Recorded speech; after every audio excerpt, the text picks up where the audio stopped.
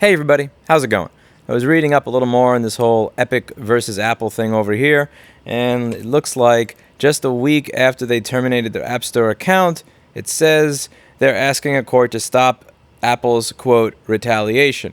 And you can see that they put retaliation in quote for good reason. So Apple has some basic rules, which is if you want to be on our App Store, here are the rules regarding payment processors you can use and our cut that we intend to take.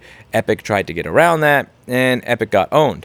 So they're not there anymore. Now, what I'm really focusing in on here is not so much whether or not Apple has the right to do it.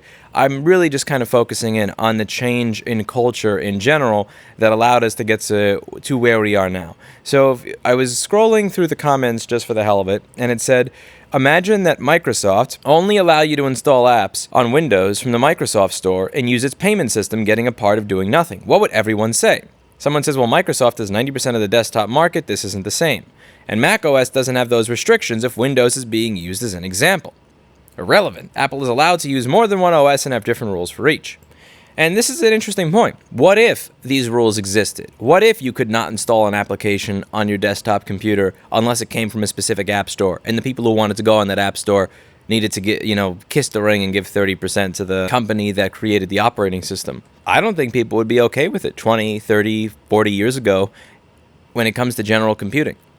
But we are now. And it's not a legal thing. It's not a legal thing because clearly, at this point in time, it's legal that Apple do this. The judge is saying so. And it's not like the law changed in some serious way to make it legal now in a way that it wasn't 20 or 30 or 40 years ago. Rather, I think that 20 to 30 to 40 years ago, there was this kind of cultural thing where we were at the point where we would shame something like that and say, screw that. And somewhere along the way, over the past 5, 10, 15 years, we've been continuously trading in freedom for convenience, freedom for security, freedom for safety. And at some point, you do get to that area where the average person reading an article like this is going to think to themselves, yeah, they have the right to lock you out of installing applications on your own device and lock you into this app store and then lock the developers into paying 30% and lock the developers into not being able to say that this is being taken inside the app and so on and so forth. And what interests me more than anything is just a cultural change that's required for this to occur and for people to accept it. And I think the same is true when it comes to right to repair, and it's one of the points that I keep pushing home when they talk about how, if you replace the screen in a phone, or you're if I'm soldering a motherboard, how incredibly dangerous this is. One of the things that I'll frequently bring up, you have a 2,000 to 6,000 ton you have a 2,000 to 6,000 pound vehicle on the road, and you're allowed to change your own brakes. No one cares about that because the motor vehicle came out several generations ago, back when we did value that freedom over that whole argument about safety and security and convenience. We valued freedom. We wanted the freedom to work on our own stuff. If someone came along and said, you can't replace your brakes, what if you do it wrong? They would have laughed them out of society if you said that in 1950. But in 2020, these arguments are taking hold. Now, they're not taking hold in the automotive sector the same way because you have a precedent where for such a long period of time, people did things a certain way, and they were old enough to be around when people could do things their own way, and they know that it was bullshit. You can't tell them that you can't work on your own car, because they grew up working on their own car with their family members in the garage. They learned how to work on this stuff. They know that if people are allowed to replace their own brakes, you're not going to have a pandemonium where every single day there are 1,000 car crashes in a neighborhood of 2,000 people. However, with new devices, it seems like as we continue to value convenience over freedom, it's easier to just kind of slowly pull the wool over your eyes there, piece by piece by piece by piece, step by step by step by step. You can't install an application if it doesn't come from the store. If you want to make an application for my product, you need to give me 30% of the revenue when you sell it. If you buy this product, you cannot install an operating system on it of your choice. Can you imagine 15 years ago if someone said someday hardware will come out that you'll pay $1,000 for, and it's going to come with this specific operating system, and you're not going to be allowed to root it? You're not going to be allowed to change its operating system if you so want? You're not even going to be able to get rid of the bundled crap software that comes with it that you don't want. Step by step by step by step, we slowly accepted it. Why? I don't know if this is something that's going to be solvable legally. I don't even think there's a precedent to solve it legally. It's something that people have to start solving themselves. How do you solve that yourself? Make your own phone. Make your own operating system. Start from scratch. Get a Pine phone. I had such high hopes for the Pine phone. I'm just really kind of disappointed because I honestly don't see how I am at all in any way, shape, or form a part of the solution. I can't engineer a phone. I can take the devices made by a company that doesn't value freedom and I can make them work again. I can't design a better one. I can barely install a theme on a Magento store properly.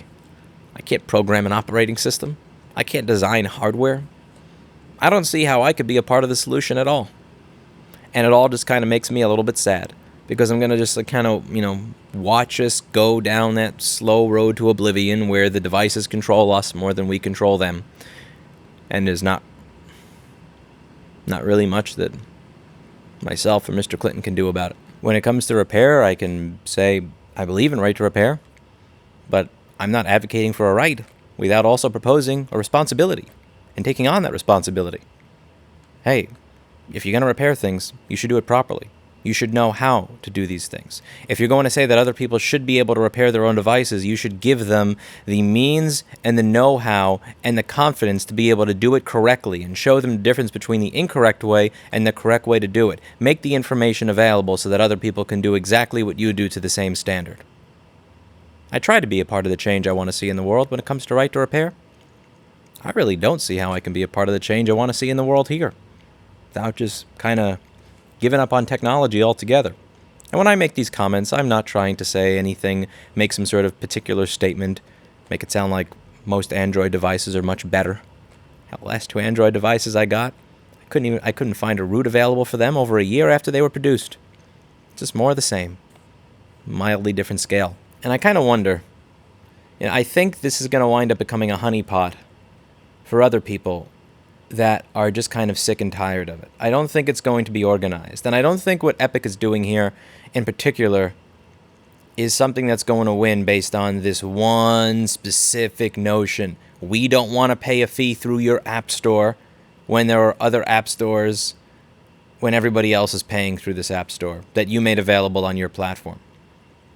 I think it's going to be something that starts in a grassroots way and then kind of like takes on a life of its own.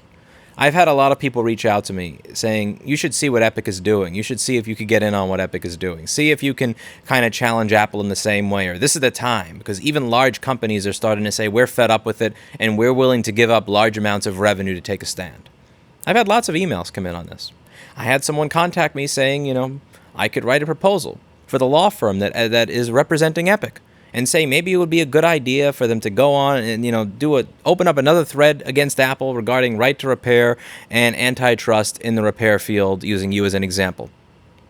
Just want maybe 1,000 or 2,000 for my time. I'll sleep on that.